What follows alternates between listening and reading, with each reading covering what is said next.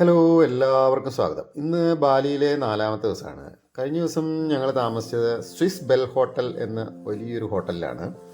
സാമാന്യം വലിയ ഒരു 4-സ്റ്റാർ ഹോട്ടലാണിത്. 4 ഭാഗത്തും മുറികളോട് കൂടിയതും മധ്യഭാഗത്ത് വലിയൊരു സ്വിമ്മിംഗ് പൂൾ ഉള്ളതുമായ ഒരു വലിയ ഹോട്ടലാണിത്. എല്ലാ മുറികളിൽ നിന്നും പൂൾ കാണത്തക്ക രീതിയിലാണ് ഇതിൻ്റെ നിർമ്മാണ രീതി. പൂളിനോട് ചേർന്ന് തന്നെയാണ് റെസ്റ്റോറൻറ്റും ഉള്ളത്. ഇന്നിപ്പോൾ രാവിലെ 7 മണിക്ക് തന്നെ ബ്രേക്ക്ഫാസ്റ്റ് കഴിച്ച് 8 മണിക്ക് നുസ പെനിത എന്ന ഐലൻഡ് കാണാൻ പോവുകയാണ്.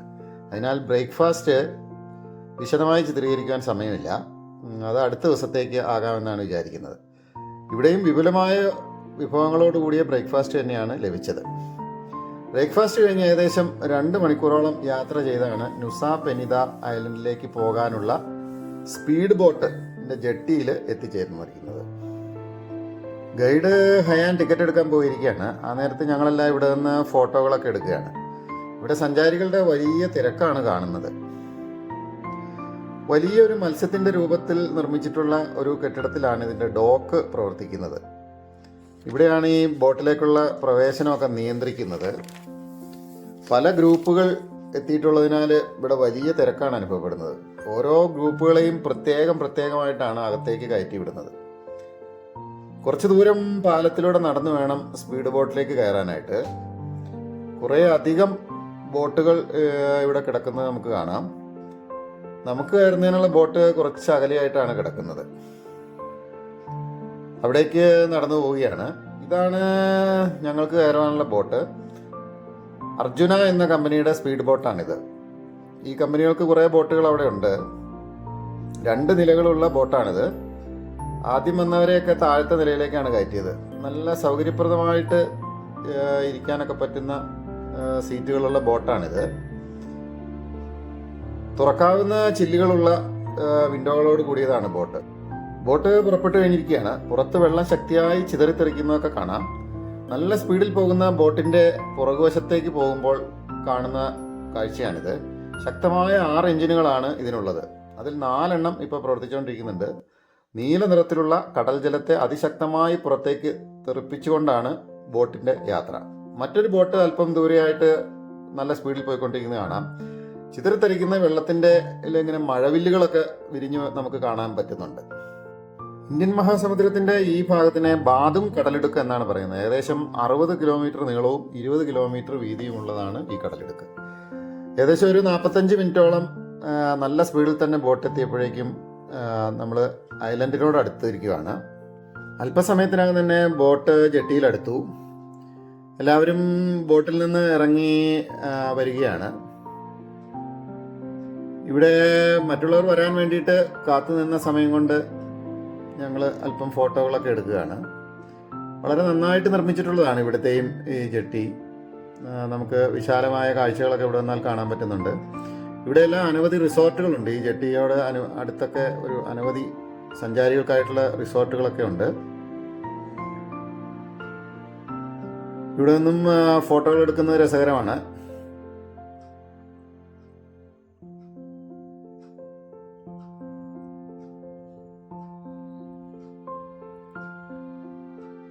ഇവിടെ ഞങ്ങൾ ആദ്യം കാണാൻ പോകുന്നത് ഈ ബ്രോക്കൺ ബീച്ച് ആണ്. അവിടേക്ക് ഏകദേശം ഒരു അരമണിക്കൂർ യാത്രയുണ്ട്. ഇവിടെ കാറുകളും സ്കൂട്ടറുകളും മാത്രമാണ് യാത്രയ്ക്ക് ലഭ്യമാകുന്നത്. ഞങ്ങളേതായാലും കാറിലാണ് യാത്ര ചെയ്യുന്നത്. വലിയ വാഹനങ്ങളൊന്നും തന്നെ ഓടാൻ പറ്റിയ റോഡുകളൊന്നും ഇവിടെ ഇല്ല. ഞങ്ങൾക്കായിട്ട് ബുക്ക് ചെയ്തിട്ടുള്ള കാറുകൾ പാർക്ക് ചെയ്യുന്ന ഭാഗത്ത് പോയി അവിടെ നിന്ന് കാറിൽ കയറിയിരിക്കാം. ഒരു കാറിൽ 5 പേർക്കാണ് യാത്ര ചെയ്യാൻ പറ്റുന്നത്. ബാലിയുടെ തെക്ക് കിഴക്കൻ ഭാഗത്താണ് നുസ പെനിത എന്ന ഈ ദ്വീപ് സ്ഥിതി ചെയ്യുന്നത്. നുസ ലെംബോഗൻ എന്ന മറ്റൊരു ദ്വീപ് കൂടി ചേർന്ന ക്ലങ്കുങ് റീജൻസിയിലാണ് ഇത് ഉൾപ്പെടുന്നത്. ബാദും കടലിടുക്കാണ് ഈ ദ്വീപിനെയും ബാലിയെയും വേർതിരിക്കുന്നത്. ആ കടലിടുക്കിലൂടെയാണ് നാം നേരത്തെ ബോട്ടിൽ യാത്ര ചെയ്ത് വന്നത്. ഈ ദ്വീപിൽ 524 മീറ്റർ വരെ ഉയരമുള്ള വലിയ മലനിരകളും ഉണ്ട്. ഇവിടെ കൂടുതലും വരണ്ട കാലാവസ്ഥയാണ്. അനേകം വിനോദസഞ്ചാരികൾ വരുന്നതിനാൽ ഇവിടെയൊക്കെ അനേകം റിസോർട്ടുകളും ഉണ്ട്.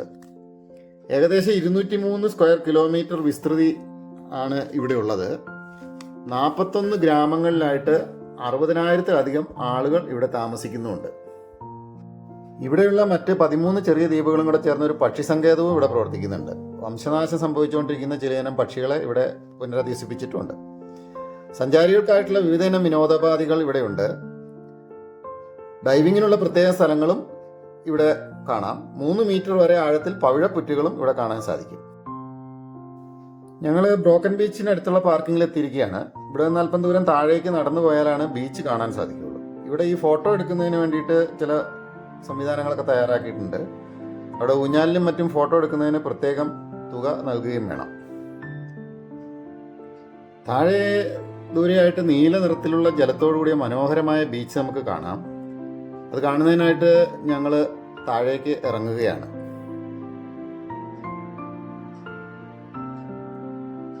ഇവിടെ നിന്ന് അല്പം മുകളിലേക്ക് കയറുമ്പോഴാണ് നമ്മൾ ആ ക്ലിഫിൽ എത്തിച്ചേരുന്നത്.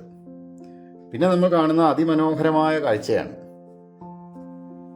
ഈ ക്ലിഫിൽ നിന്നുള്ള താഴേക്കുള്ള കാഴ്ച ആരെയും ഭ്രമിപ്പിക്കും. നീല കടൽ ജലം വിശാലമായി കിടക്കുന്നത് നമുക്കിങ്ങനെ കാണാൻ സാധിക്കുന്നുണ്ട്. ആ നീലജലം ക്ലിഫിൽ വന്നടിച്ച് പതഞ്ഞ് വെളുത്ത നിറത്തിൽ ഇങ്ങനെ കാണുന്നത് അതിമനോഹരമാണ്. ഇവിടെ നിന്നും ഫോട്ടോ എടുക്കുന്നത് അത്യന്തം അപകടകരമാണ്. എന്നാലും ക്ലിഫിൽ കയറിയിരുന്ന അനേകം സഞ്ചാരികൾ ഫോട്ടോകൾ എടുക്കുന്നുണ്ട്. വളരെ ദൂരെ വരെ കാഴ്ചകൾ വ്യക്തമായി കാണാം. വീഡിയോയിൽ പകർത്തിയെടുക്കുമ്പോൾ നേരിട്ട് കാണുന്ന ആ മനോഹാരിത നമുക്ക് ഒപ്പിയെടുക്കാൻ കഴിയുന്നില്ല. എല്ലാവരും ഇവിടെ മനോഹരമായ ഫോട്ടോകൾ എടുക്കുന്നുണ്ട്. നേരിട്ട് കാണുമ്പോഴുള്ള മനോഹാരിത നമുക്ക് ചിത്രങ്ങളിലേക്കും പകർത്താനാവുന്നില്ല. വീണ്ടും വീണ്ടും വീഡിയോകളും ഫോട്ടോകളും എടുത്തുകൊണ്ടിരിക്കുകയാണ്. നീല ജലാശയം അങ്ങ് ദൂരെ വരെ നമുക്ക് കാണാൻ പറ്റുന്നുണ്ട്.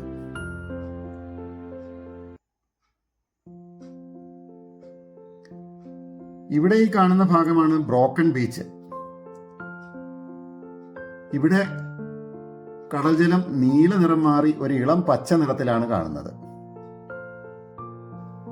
ഈ കാണുന്ന ഗുഹ പോലെയുള്ള ഭാഗത്തുകൂടി നീല കടൽ ജലം ഇവിടെയുള്ള ചെറിയ ബീച്ചിലേക്ക് വരുമ്പോഴാണ് പച്ച നിറമായി തീരുന്നത്.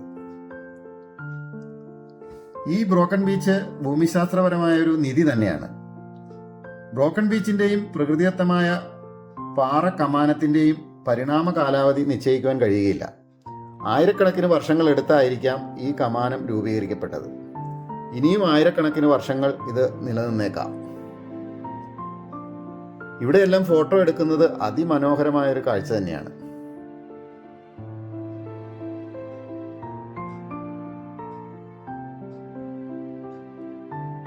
ചില സഞ്ചാരികൾ ഈ ബീച്ചിലേക്ക് കമാനത്തിനടിയിലൂടെ ചെറിയ ബോട്ടിൽ വരുന്നത് കാണാം. ഇത് അതിമനോഹരമായ ഒരു അനുഭൂതിയായിരിക്കും.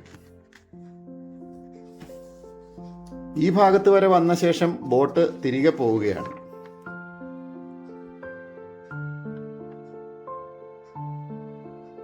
ഇതെല്ലാം വീഡിയോയിൽ പകർത്തുന്നത് നമുക്കൊരു അനുഭൂതിയാണ്.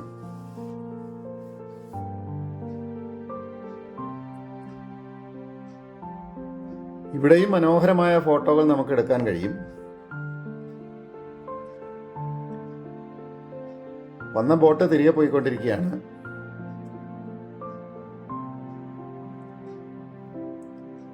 ഇത് ബ്രോക്കൺ ബീച്ചിന്റെ എതിർഭാഗത്തു നിന്നുള്ള കാഴ്ചയാണ്. ഇത് വേലിയേറ്റ സമയത്ത് ഈ ബീച്ച് ഇവിടെ കാണാൻ സാധിക്കില്ല. വെള്ളം കുറവുള്ളപ്പോൾ മാത്രമേ ഈ ബീച്ച് ഇവിടെ മനോഹരമായി ഇങ്ങനെ കാണാൻ പറ്റുകയുള്ളൂ.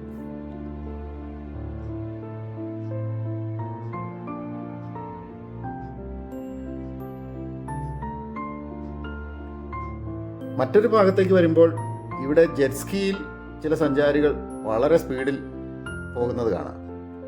അവരും ആ ബ്രോക്കൺ ബീച്ച് കാണുന്നതിന് വേണ്ടിയിട്ടാണ് പോയിക്കൊണ്ടിരിക്കുന്നത്. ഈ ഭാഗത്തും അതിമനോഹര ഫോട്ടോ സ്പോട്ടുകളുണ്ട്. ഇവിടെ ഈ ക്ലിഫിൽ നിന്നുള്ള കാഴ്ചയും അത്യാകർഷകമാണ്.